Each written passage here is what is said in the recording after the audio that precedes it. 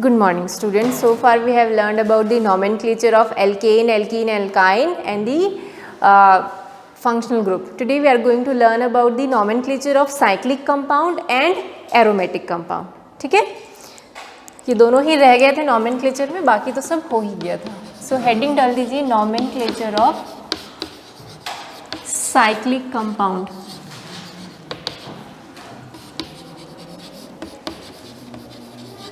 Okay, सो cyclic compound, आपको कौन कौन से साइक्लिक कंपाउंड पता है?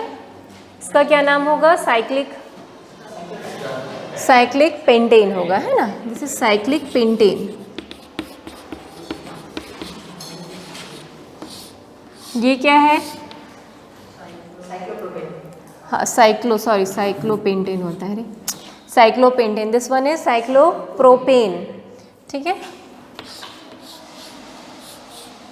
ये क्या है?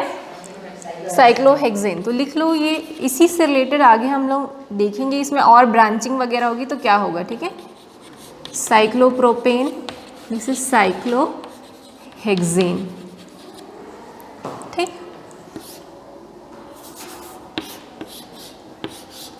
ये क्या होगा? यहाँ पर डबल बॉन्ड आ गया तो ये क्या हो जाएगा? साइक्लोपेंटीन. इसको क्या बोलेंगे हम लोग? साइक्लोपेंटीन. ठीक है, वैसे ही अगर यहाँ पर एक डबल बॉन्ड आ गया तो उसको हम क्या बोलेंगे? साइक्लोहेक्सीन.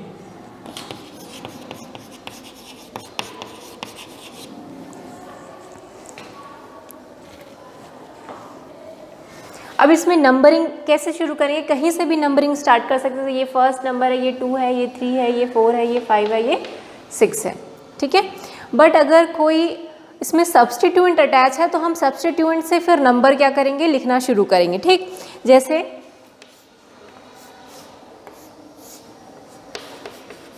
अगर ये इस तरीके का कंपाउंड है तो आप देखोगे इसमें 2 सब्स्टिट्यूएंट है. कौन कौन से हैं? दोनों ही, क्या नाम है दोनों का? सब्स्टिट्यूएंट का मिथाइल है. ये दोनों ही क्या है? मिथाइल है. सो नंबरिंग हम कहीं से भी स्टार्ट कर सकते हैं, यहाँ से भी स्टार्ट कर सकते हैं और यहाँ से भी. ठीक, तो मैं यहाँ से स्टार्ट कर रही हूँ. 1 2 3 4 5.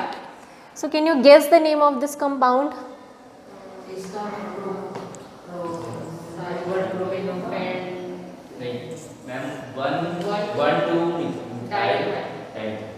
One two dimethyl cyclopentane. ठीक, इसका हो जाएगा 1 2 डाइमिथाइल साइक्लोपेंटेन. ठीक है ना, समझ में आ रहा है? 1 और 2 पोजीशन पे मिथाइल है तो डाइमिथाइल हो जाएगा, उनका पोजीशन लिख दिया. और ये ओवरऑल क्या है? ये साइक्लोपेंटेन है. ठीक है, ये क्या है? इथाइल. ये क्या है? मिथाइल. किसको नंबर 1 देंगे? इथाइल को देंगे. इथाइल जो है क्या होता है? अल्फ़ाबेटिकली ऑर्डर में करना है हम लोग को, है ना. सो इथाइल पहले आएगा तो उसको हम कम नंबर देंगे, तो इसको 1 दे देंगे, इसको 2 दे देंगे. और नंबरिंग अब एंटी क्लॉकवाइज शुरू हो गई ना. ये 1 है, ये 2 है, ये 3 4 5 6. तो आप कैसे भी नंबरिंग कर सकते हो, क्लॉकवाइज या फिर एंटी क्लॉकवाइज. सो इसका नाम हो जाएगा 1 इथाइल 2 मिथाइल साइक्लोहेक्सेन.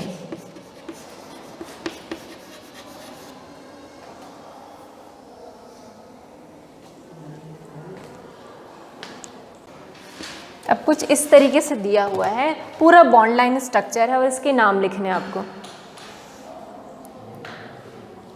क्या समझ में आ रहा है? ये यहाँ पर क्या समझ में आ रहा है? एक टर्मिनेटिंग एंड होता है, मतलब वहाँ पर क्या होगा?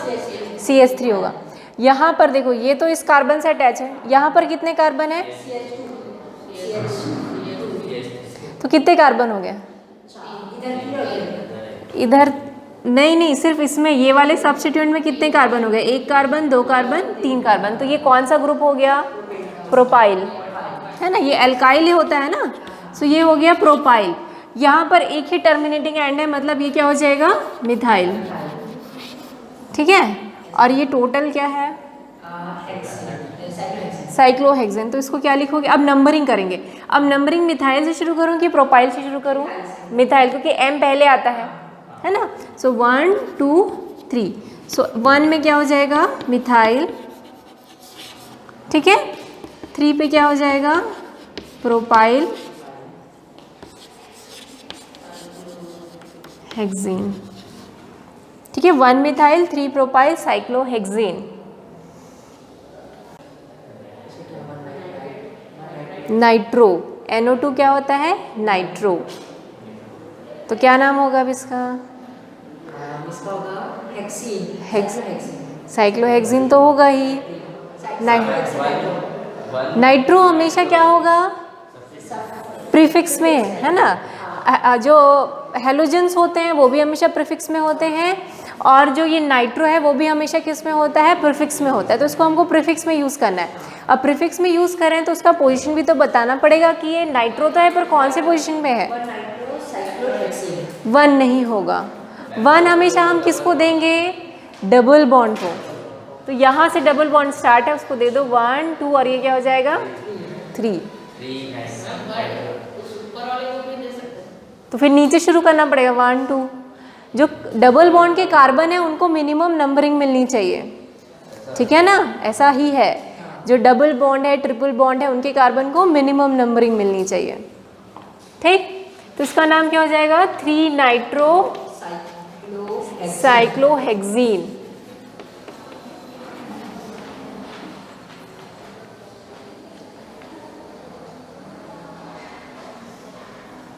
सेम ऐसा ही और एक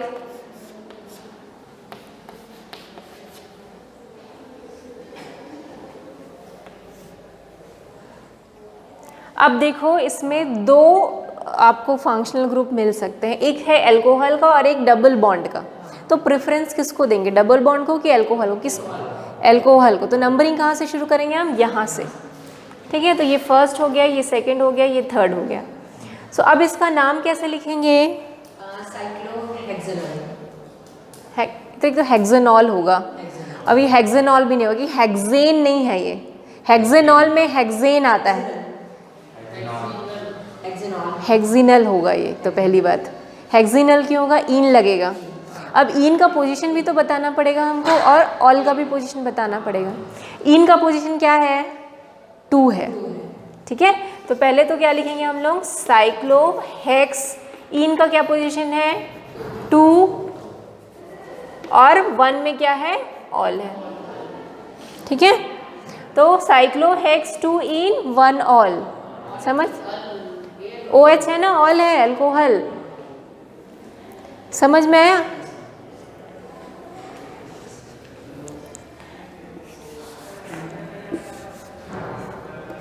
वन ऑल। CHO ग्रुप में अल लगता है, OH में ऑल लगता है, जैसे कि एथेनॉल, मेथेनॉल, ब्यूटेनॉल, है ना। अब हेक्सेनॉल इसलिए नहीं होगा कि ये हेक्सेन नहीं है, ये हेक्सीन है, इसलिए हमने हेक्सीन लगाया है, और हेक्सीन के पोजीशन को बताने के लिए नंबरिंग किया है, ठीक है। Nomenclature of substituted benzene compound. Nomenclature of substituted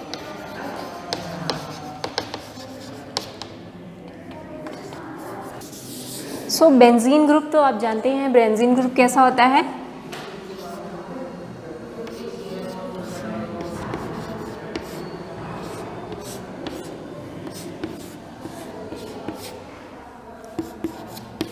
ठीक है, ऑल्टरनेट में क्या होंगे डबल बॉन्ड, यहाँ यहाँ यहाँ, ठीक। इसको और हम लोग कैसे लिख सकते हैं, सिंपल अगर बॉन्ड लाइन स्ट्रक्चर में लिखें तो इस तरीके से लिख सकते हैं, ठीक है। This is also correct. और जैसे कि आप लोगों को डाउट आता है, दिस इज ऑल्सो करेक्ट। दूसरा इसका रेजोनेंस स्ट्रक्चर भी लिखता है, आगे जब हम लोग पढ़ेंगे ना, there is a resonance in benzene, और उसका रेजोनेंस स्ट्रक्चर होता है ये, ठीक है। इसका मतलब है कि डबल बॉन्ड क्या कर रहा है, रोटेट हो रहा है, ठीक है ना। अभी देखेंगे कि इसमें किस तरीके से जो है ये डबल बॉन्ड रोटेट होता है और रेजोनेंस स्ट्रक्चर बनता है। सो उस तरीके से भी बेंजीन को हम लिख सकते हैं, अंदर में एक सर्कल, ठीक। तो बेंजीन को लिखने का ये तरीका है। तो हम सब्स्टिट्यूटेड बेंजीन कंपाउंड, मतलब ऐसे बेंजीन कंपाउंड जिसमें क्या होगा substitution, this all are benzene, पहले तो लिख लो।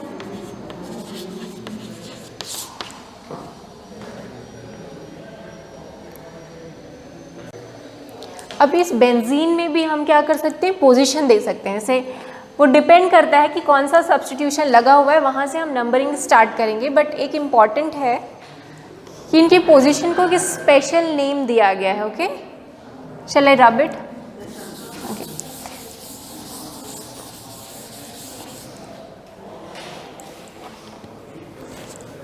ठीक है। सो ऑर्थो पोजीशन मतलब होता है फर्स्ट एंड सेकेंड पोजीशन। ठीक है, इसको अभी लिख लो, फिर आपको समझ में आएगा जब एग्जाम्पल देंगे। तो ऑर्थो मतलब होता है फर्स्ट सेकेंड पोजीशन। उसके बाद होता है मेटा, जिसमें होता है first and third position. Ortho, Meta, और क्या होता है para. Para position first and fourth. ठीक है,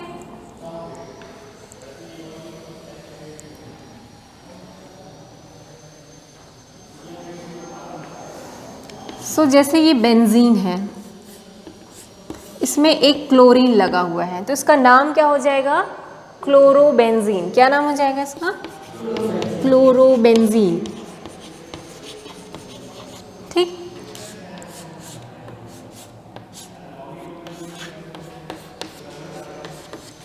इसका क्या नाम होगा, 2 क्लोरीन है, 1,2 डाइक्लोरोबेंजीन। ठीक है, ये तो इसका IUPAC नेम हो गया। बट अगर इसका कॉमन नेम बोलेंगे ना, तो देखो फर्स्ट एंड सेकेंड पोजीशन को हम क्या बोलते हैं, तो इसको नाम दे देंगे ऑर्थोक्लोरोबेंजीन। फर्स्ट 2 को हम क्या लिख लेंगे, ऑर्थोक्लोरोबेंजीन, और ऑर्थो के लिए हम सिंपल O लगाते हैं। ठीक है, तो इसका एक नाम क्या हो जाएगा, 1,2 डाइक्लोरोबेंजीन। ठीक है, या फिर इसको हम क्या बोलेंगे, ऑर्थो डाइक्लोरोबेंजीन।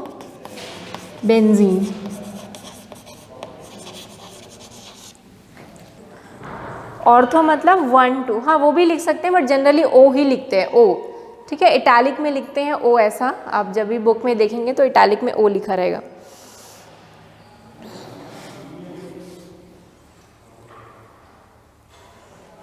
वैसे ही अगर फर्स्ट और थर्ड पोजीशन पे हमारा क्लोरीन है, तो उसको क्या बोलेंगे हम लोग, फर्स्ट थर्ड पोजीशन पे है तो या इसको क्या बोल सकते हैं, 1,3 डाइक्लोरोबेंजीन, या फिर इसको क्या बोलेंगे, मेटा डाइक्लोरोबेंजीन। ठीक है, तो नाम लिख लो इसका भी। वैसे ही अगर chlorine first and fourth position पे है, तो इसको बोलेंगे 1,4 डाइक्लोरोबेंजीन या फिर पैरा डाइक्लोरोबेंजीन। ठीक है, समझ में आ रहा है ना, ये फर्स्ट पोजीशन, ये सेकंड, ये थर्ड। वैसे ये फर्स्ट पोजीशन, ये थर्ड, और ये फोर्थ। ऑर्थो का सिर्फ O लिखेंगे। हाँ, ऑर्थो का सिर्फ O, मेटा का सिर्फ M, और पैरा का सिर्फ P।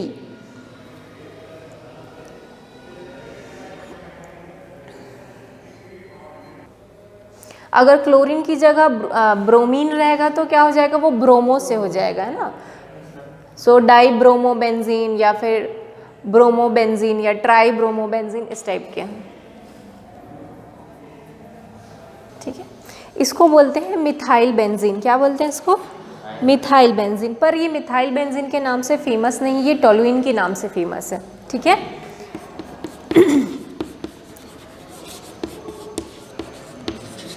वैसे तो ये मिथाइल बेंजीन है, पर इसको क्या बोलते हैं, टोलुइन, TOLUENE, टोलुइन। ठीक है, तो इसका ये बहुत ही कॉमन नेम है और यही फेमस है, टोलुइन ही फेमस है इसमें।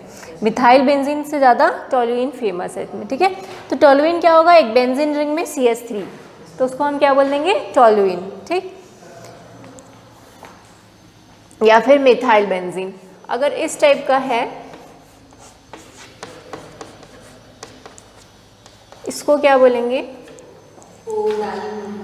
हाँ, डाई मिथाइल नहीं, टोलुइन तो टोलुइन में तो नाम है, CH3 आएगा, तो इसको सिर्फ लेना पड़ेगा आपको। क्या लिख सकते हो, 1, 2, 3 मिथाइल टोलुइन लिख सकते हो इसको। ठीक है ना, या फिर इसको क्या लिखेंगे, 1,3 डाई मिथाइल बेंजीन लिख सकते हैं। 1,3 डाई मिथाइल बेंजीन, और 1,3 कौन सा पोजीशन है, मेटा। सो मेटा डाई मिथाइल बेंजीन भी आप लिख सकते हो। ठीक है, तो इसका नाम क्या हो जाएगा, 1,3 डाई मिथाइल बेंजीन या फिर मेटा डाइमिथाइल बेंजीन।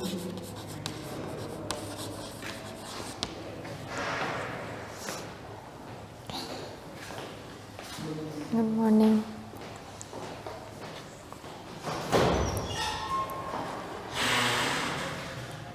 तो ये हो गया टॉल्यूइन। अब नेक्स्ट है ये ग्रुप, इसको बोलते हैं फिनॉल। ठीक है,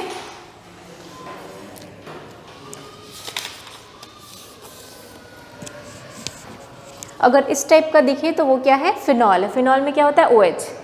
ओके, बेंजीन रिंग में OH को फिनॉल बोलते हैं। जैसे कि अगर नॉर्मल एल्केन रिंग में OH हो तो उसको हम क्या बोलते हैं, एल्कोहल।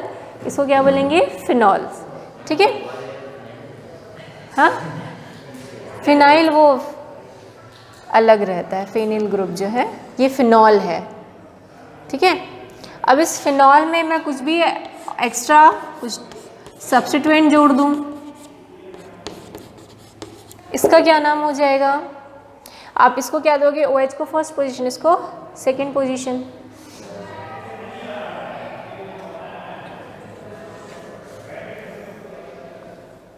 इसका नाम क्या हो जाएगा, ये फर्स्ट पोजीशन हो जाएगा, ये सेकंड, तो क्या नाम हो जाएगा,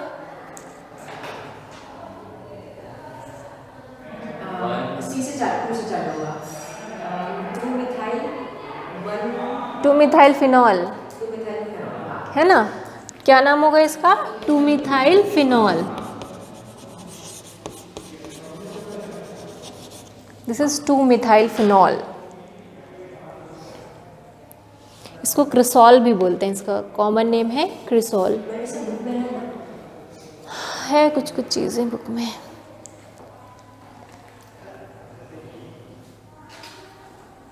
जो कॉमन है वो बता दे रहे हैं। ठीक है, वैसे तो बहुत सारी चीज़ें हैं अगर आप ऑर्गेनिक केमिस्ट्री में जाओगे तो, पर जो चीज़ें आप लोगों को 11th में याद रखनी चाहिए वो। ठीक, इसको हम बोलते हैं एनिलीन, इसका कॉमन नेम है एमिनोबेंजीन, इसका IUPAC नेम है एमिनोबेंजीन, इसको कॉमन नेम है एनिलीन, इसको इसी नाम से ही जानते हैं, एनिलीन। दिस इज़ दी, क्योंकि कॉमन नेम है मतलब जनरली हम एनिलीन का ही यूज़ करते हैं ना। एमिनोबेंजीन तो बहुत ही रेयर केस में आप सुनोगे, आपकी बुक में जनरली रेफरेंस क्या होगा, एनिलीन के नाम से होगा। एनिलीन है मतलब आपको समझना है कि इसमें एमिनो ग्रुप अटैच है। ठीक है, एक बेंजीन रिंग है उसमें NH2 अटैच है तो उसको एनिलीन बोलते हैं, एमिनोबेंजीन। फिर एक और इम्पॉर्टेंट इसका कंपाउंड है बेंजीन का, एनिसोल।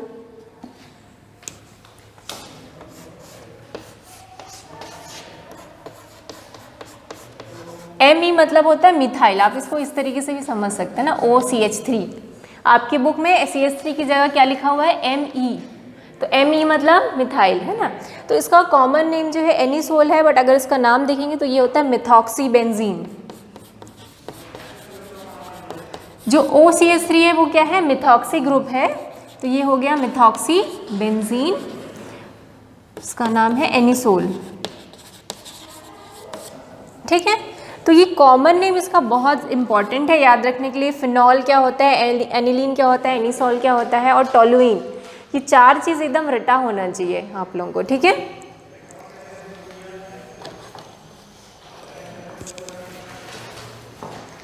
अगर इसकी जगह C2H5 होता तो कॉमन नेम नहीं, जनरली नेम बताओ, अगर इस तरीके का कंपाउंड होता या C2H5 होता तो इसका क्या नाम होता, एथॉक्सीबेंजीन।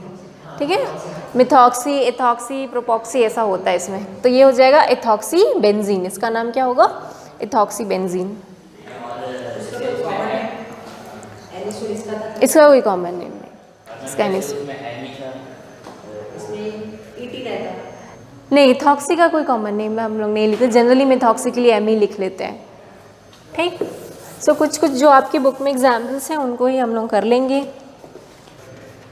ठीक, इसका क्या नाम होगा, तो देखो ये तो एनिलीन है, एनिलीन पे CH3 भी है और C2H5 भी है, तो इसको पहले लेंगे, इसको नंबर 1 देंगे, इसको 2, इसको 3, इसको 4, इसको 5, इसको 6, तो क्या हो जाएगा, हाँ सी से पहले चालू होगा, C से मतलब अल्फाबेटिकल होगा, हाँ अल्फ़ाबेटिकल होगा। एनिलीन आखिरी में आएगा, एनिलीन उसका टोटल नेम है ना, जो पहले सबसे पहले हमको क्या लिखना है, सब्स्टिट्यूएंट। तो इस ये एनिलीन है, उसमें कौन कौन से सब्स्टिट्यूएंट है, एक CH3 का और एक C2H5 का। तो पहले किसको लिखेंगे आप लोग? इथाइल को पहले लेंगे। मैम तो इसको नंबर 1 देते ना। जी फंक्शनल ग्रुप को हमेशा क्या देना है हमको? नंबर 1, है ना। इनमें सबसे ज़्यादा जिसका प्रायोरिटी है, प्रायोरिटी किसकी है? NH2 की। NH2 फंक्शनल ग्रुप है तो उसी को हम नंबर 1 देंगे, ठीक है ना। आप लोगों को बताया था कि हर एक फंक्शनल ग्रुप की प्रायोरिटी होती है ना। तो इसकी प्रायोरिटी सबसे ज़्यादा होती है NH2 की। एल्काइल ग्रुप की प्रायोरिटी तो हमेशा आखिरी में आती है, ठीक है। तो इसलिए हमने इसको NH2 को नंबर 1 दिया है। तो इसमें क्या हो जाएगा? देखो ये मिथाइल है और ये इथाइल है, तो हम कहाँ से शुरू करेंगे? इथाइल से, ठीक है।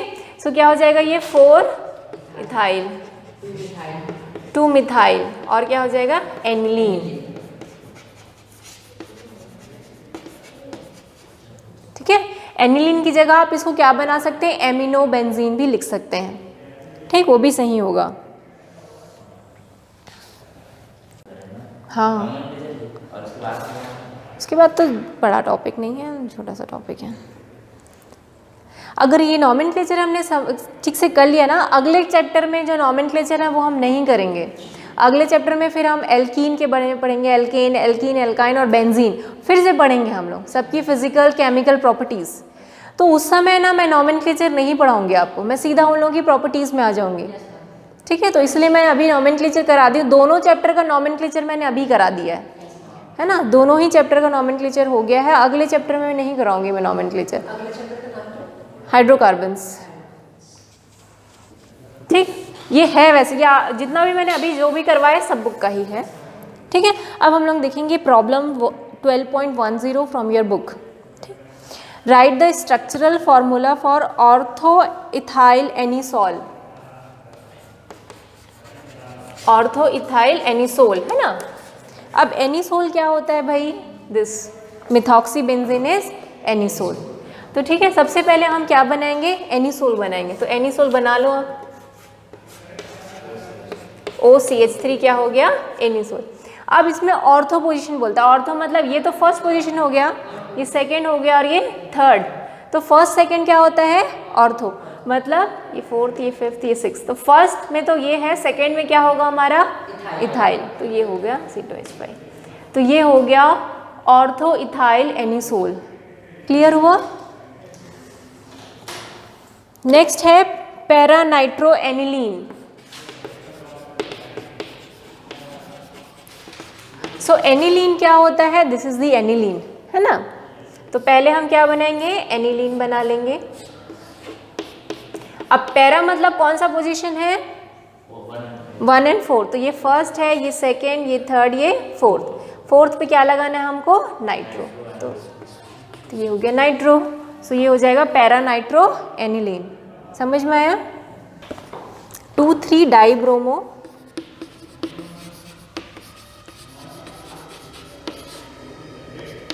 1 फेनिल, फिनाइल भी बोलते हैं उसको, पेंटेन,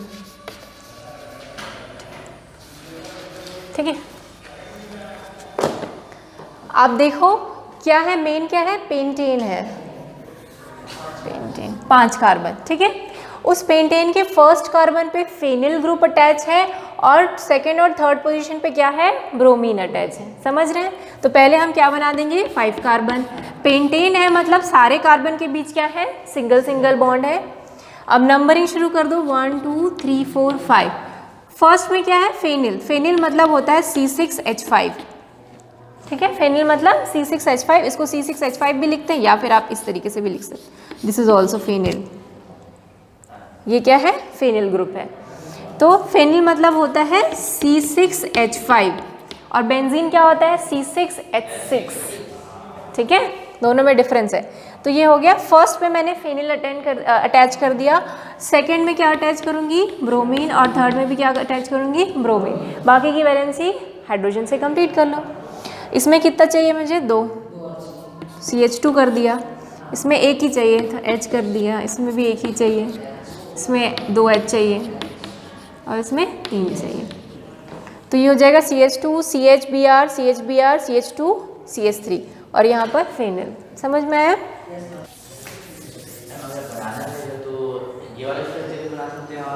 बॉन्ड लाइन भी हाँ बॉन्ड लाइन पे बना दो, उसको बॉन्ड लाइन में कर दो। बॉन्ड लाइन कैसे बताया था, पहले उसको जिगजैग पैटर्न में लिखना है पेंटेन को, तो जिगजैग पैटर्न में लिख लो। 5 कार्बन है, 5 कार्बन 1 2 3 4 5। यहाँ पर क्या अटैच है, फेनिल, ठीक है। यहाँ पर क्या अटैच है, ब्रोमीन। यहाँ पर भी क्या अटैच है, ब्रोमीन, ठीक है। सो आप डायरेक्ट इसको यहाँ से भी कनेक्ट कर सकते हैं, पहले जो बनाई थी वही सही था। 1 2 3 4 5, ठीक है। यहाँ पर ब्रोमीन, यहाँ पर भी ब्रोमीन, और यहाँ पर क्या है हमारा फेनिल अटैच है।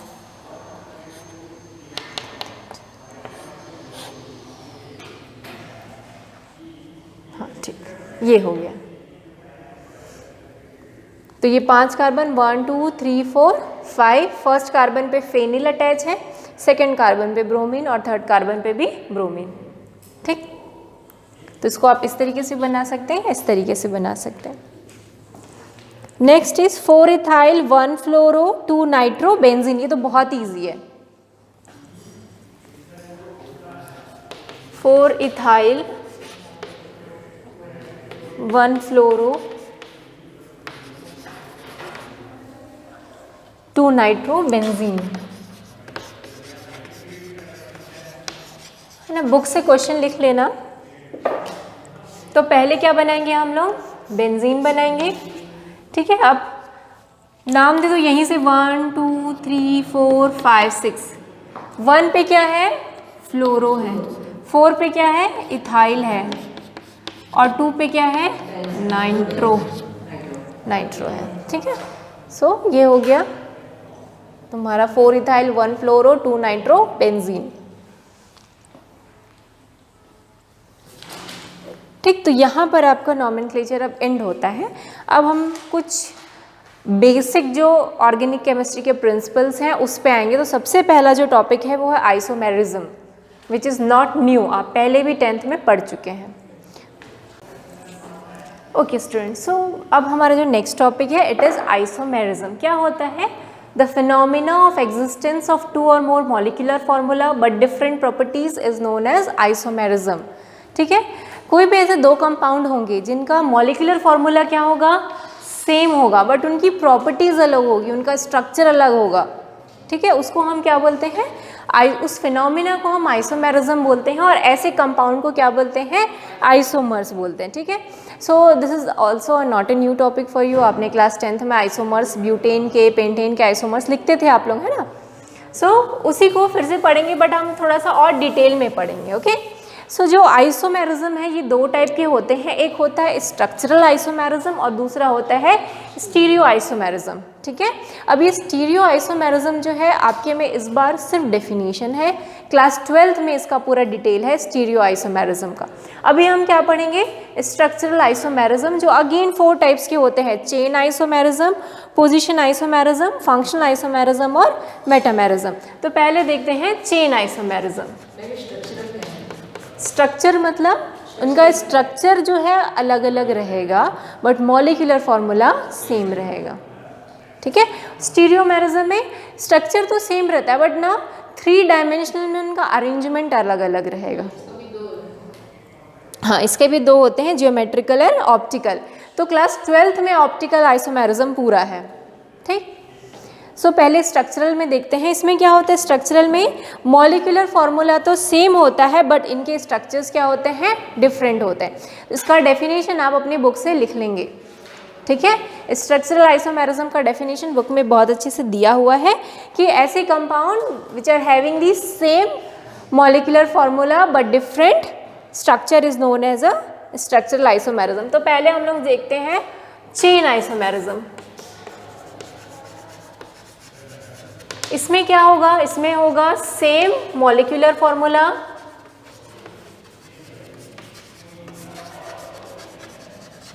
But different carbon skeleton.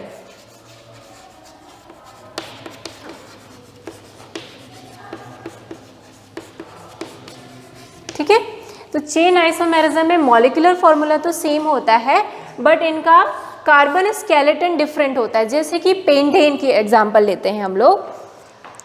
Pentane का मॉलिक्यूलर फॉर्मूला क्या होगा भाई? C5H12। ठीक है, अभी C5H12 का स्केलेटन बनाना है, तो पहला ही कार्बन स्केलेटन मैं ये ड्रॉ कर सकती हूँ, दूसरा किस तरीके से ड्रॉ कर सकती हूँ, इस तरीके से भी ड्रॉ कर सकती हूँ, और तीसरा किस तरीके से कार्बन स्केलेटन बनेगा इसका। ठीक है, सो तीनों में 5 कार्बन है, कार्बन कार्बन के बीच में सिंगल बॉन्ड है, मतलब तीनों के तीनों ही क्या है? पेंटेन है। ठीक है, बट क्या है, इनका स्केलेटन अलग अलग है, सबके अगर मैं नॉमेनक्लेचर करूँ तो अलग अलग नाम आएंगे। So there are 3 isomers of pentane, 3 structural isomers of pentane. समझ में आया क्या होता है चेन आइसोमेरिज्म? तो बाकी सारी जो कार्बन की वैलेंसी है उसको किससे कंप्लीट करेंगे हम? हाइड्रोजन से। तो ये हो जाएगा CH3, CH2, CH2, CH2 और CH3। तो इसका नाम तो एन पेंटेन हो जाएगा। जो सिंगल चेन होती है उसको हम क्या बोलते हैं? N pentane. इसको हम कैसे लिखेंगे?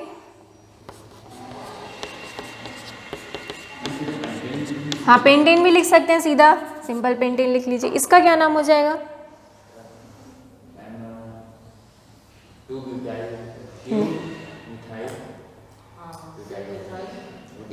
ब्यूटेन, 2 मिथाइल ब्यूटेन, है ना।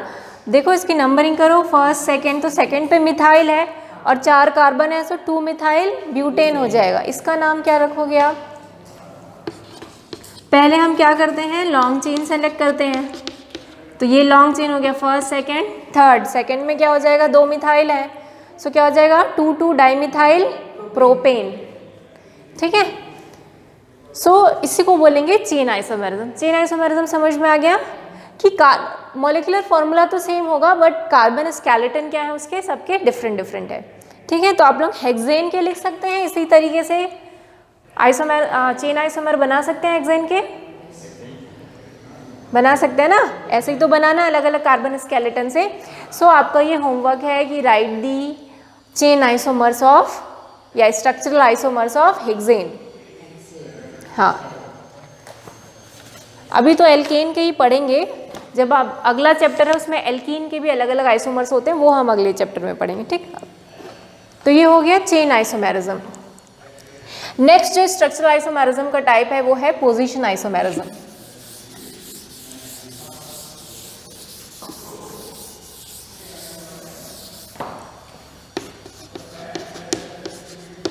आइसोमेरिज्म को खत्म करके ही छोड़ूंगी हाँ मैं तुम लोगों को।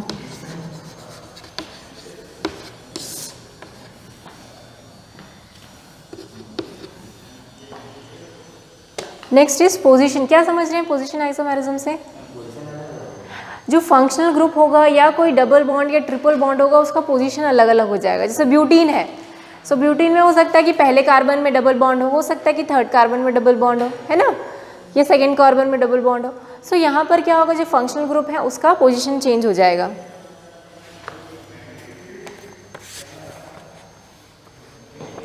सो इसमें क्या होगा, मॉलिक्यूलर फॉर्मूला तो चेंज हो जाएगा but position of functional group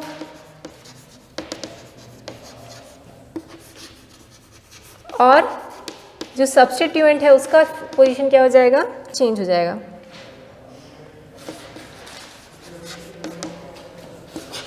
so differ in position of functional group और सब्स्टिट्यूएंट। तो पूरा डेफिनेशन आप बुक से लिख लेना, ठीक है ना।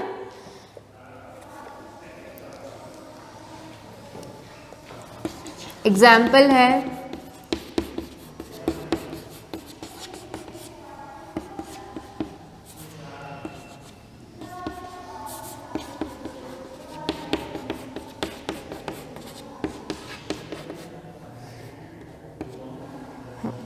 सो देखो ये दोनों ही क्या है, पोजीशन आइसोमर्स है। यहाँ पर OH ये वाले कार्बन से अटैच है, यहाँ पर दोनों ही प्रोपेनॉल ही है ना, पर दोनों में OH का पोजीशन अलग अलग है।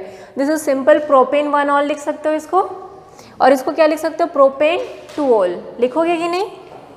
दिस इज प्रोपेन 2 ऑल, समझ में आ रहा है ना नाम, propane 2 all. This is propane 1 all, या इसको सिंपल प्रोपेनॉल भी लिख सकते हैं आप लोग, है ना, propane 1 all and this is propane 2 all. तो पोजीशन अलग अलग है OH की, ठीक है। फंक्शनल ग्रुप की पोजीशन क्या है, अलग हो गई है। वैसे ही ब्यूटीन 1 इन ब्यूटीन 2 इन भी बना सकते हैं, ब्यूटीन 3 नहीं बनेगा क्योंकि अगेन वो ब्यूटीन 1 हो जाएगा।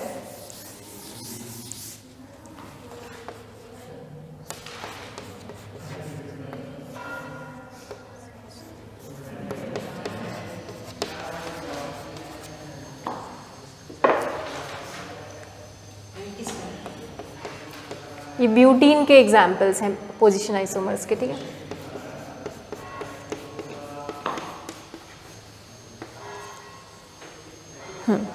तो इसका नाम क्या हो जाएगा? ब्यूटीन 1 इसका नाम क्या हो जाएगा? ब्यूटीन 2 अब इसको हम ऐसा मत कर देना, यहाँ करोगे तो क्या नाम हो जाएगा? उसका भी नाम ब्यूटीन 1 होगा कि नहीं? अगर मैं इस तरीके से बनाती हूँ,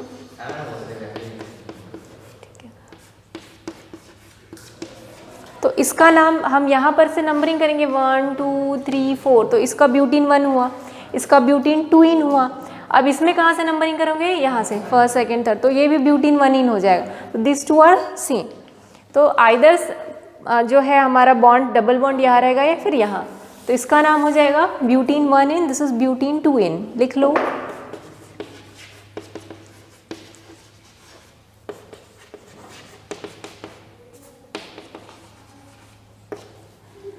सो these are 2 isomers of butene, है ना, ये ब्यूटीन के आइसोमर्स हैं।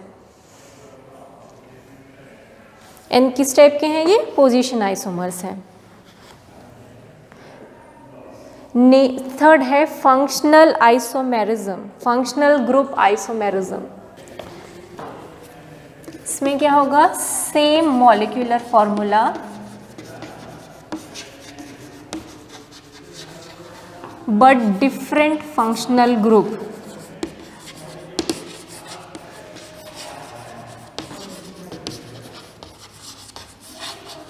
पोजीशन में आइसोमर में था, फंक्शनल ग्रुप तो सेम थे, है ना, बट उनका पोजीशन अलग अलग था।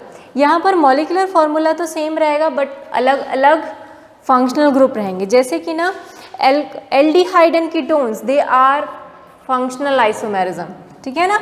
कोई भी एल्डिहाइड और कीटोन ले लो, आप देखोगे कि दोनों का फॉर्मूला तो सेम रहेगा, ठीक है। जैसे आप ले लो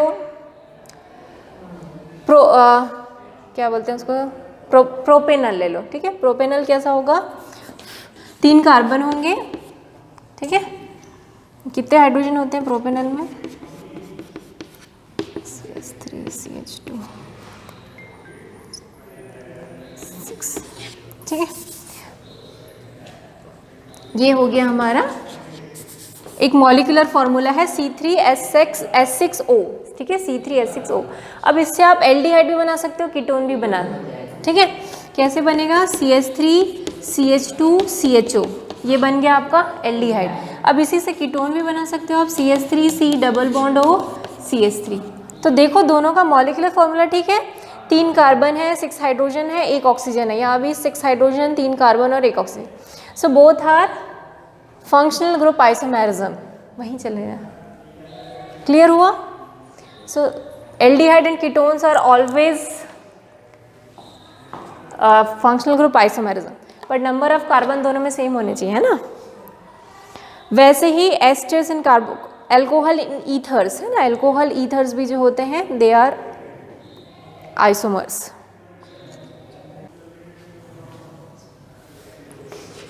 इसमें होता है different alkyl group on either side of the functional group.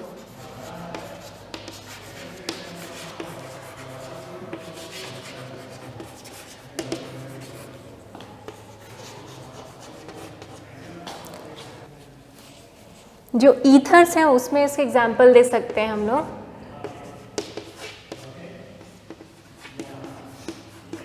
ठीक है, इसका नाम हम क्या लिखेंगे? ये तुम्हारा प्रोपेन है, मेथॉक्सी प्रोपेन, है ना। इसको क्या लिखेंगे? Methoxy propane. आप इसको इस तरीके से भी लिख सकते हो, लिख सकते हो क्या? कितने हाइड्रोजन है? 7 3 10। इधर भी कितने हैं? 5 5 10। कितने कार्बन है? 4 कार्बन है, ऑक्सीजन। तो जो फंक्शन, हाँ ये तो तुम्हारा प्रोपेन है ना, ये मिथॉक्सी ग्रुप है, CH3O मिथॉक्सी प्रोपेन, ठीक है। ये तुम्हारा क्या हो जाएगा, इथॉक्सी एथेन, ये इथॉक्सी एथेन है, ये मिथॉक्सी प्रोपेन है। तो फंक्शनल ग्रुप के दोनों ओर क्या है, एल्काइल ग्रुप अलग अलग है, बट फॉर्मूला दोनों का क्या होगा, सेम। क्या फॉर्मूला से लिख सकते हो, आपको 4 कार्बन है, 10 ऑक्सीजन है और 10 हाइड्रोजन है और 1 ऑक्सीजन है, तो ये उनका कॉमन मॉलिकुलर फॉर्मूला है, बट डिफरेंट स्ट्रक्चर है। एल्काइल ग्रुप जो है, ठीक है, सो ऑक्सीजन जो है उसके दोनों ओर अलग अलग एल्काइल ग्रुप हैं, तो ये उसके टाइप्स हैं। अब ये हो गया हमारा स्ट्रक्चरल आइसोमेरिज्म के टाइप्स। इसका नाम हो जाएगा मिथॉक्सी प्रोपेन, इसका नाम हो जाएगा इथॉक्सी एथेन।